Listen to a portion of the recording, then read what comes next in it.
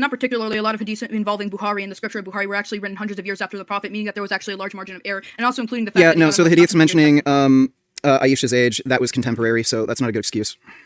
I think and again, regardless, that's a common faith within Islam. Majority of Muslims believe that the Prophet Muhammad had sex with an underage girl. There's some contention whether she's 9 or 12, or I think the highest I've ever seen argued is 14, but that's still well underage. So I have a question for you. Why aren't you carnivore yet? Because I'm not a retard. That's not an excuse. Why aren't you, there's 15 macronutrients missing from your diet? No, no, there isn't. Do you know what a macronutrient is? There's only 3 macronutrients. There's protein, carbohydrate, and fat. So you're saying there's 15 macronutrients? That are missing from the diet? Yeah, list the 15 macronutrients.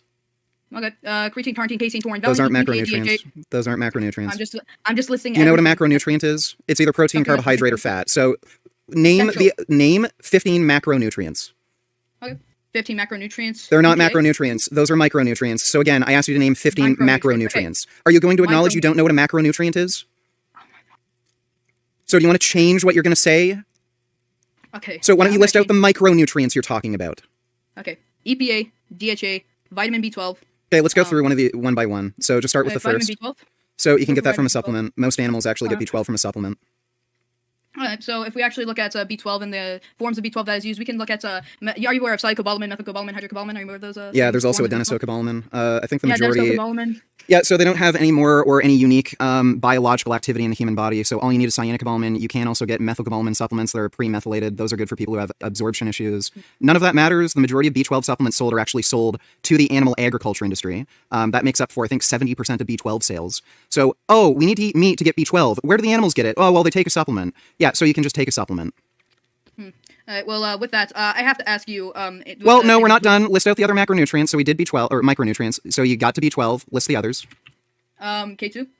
Yeah, so you can get K2 from plant foods. Natto is high in K2. Animal forms of K2 have low bioavailability. You also don't need to consume K2. You can get vitamin K1, and that's totally fine. And there doesn't seem to be any unique benefits from taking a K2 supplement or getting it through your diet. So, okay. B3?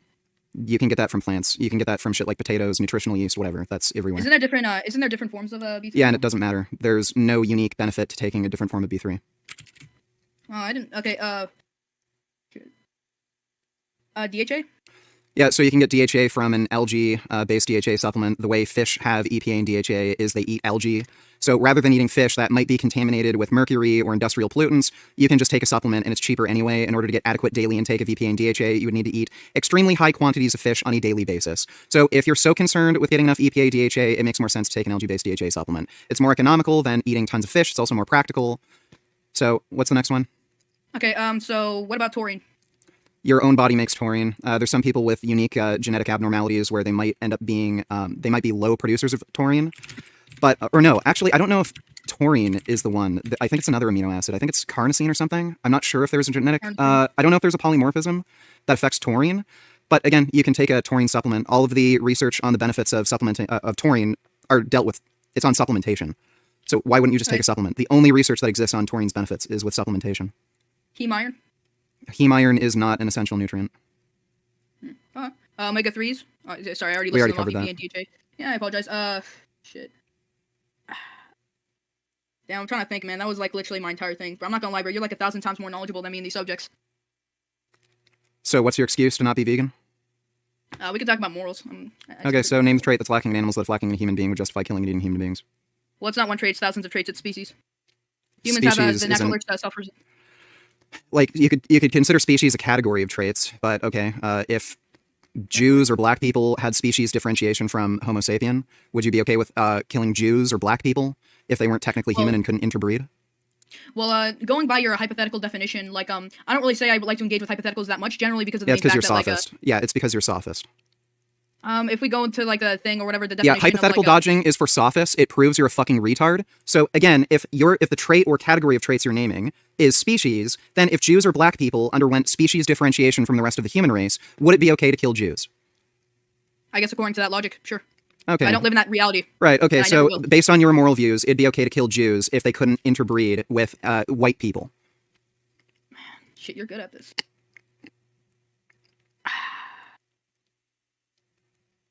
Bro, I'm like speechless, man. I can't answer these questions. They're too complicated for me. Like, Shit, man, how the fuck did this happen?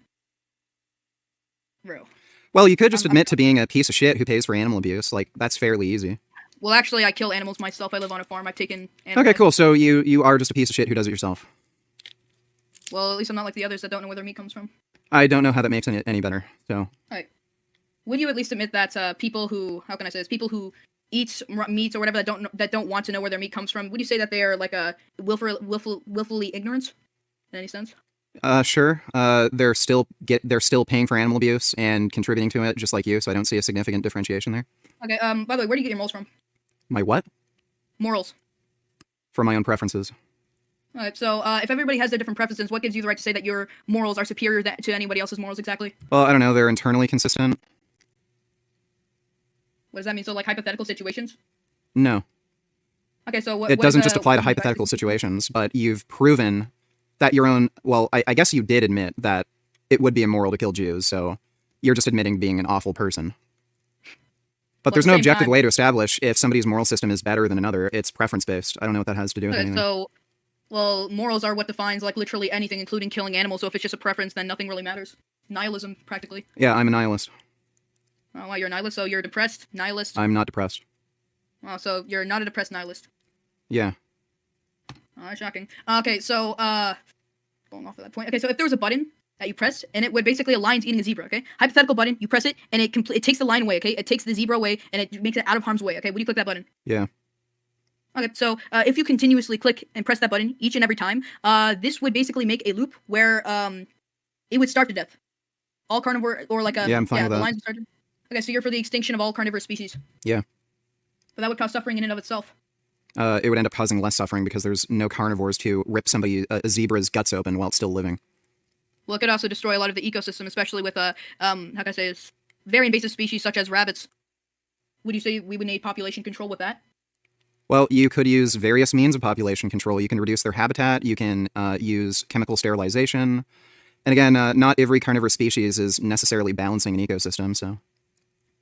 Well, that's all I'm going to say. I'm not experienced at this. I'll get better.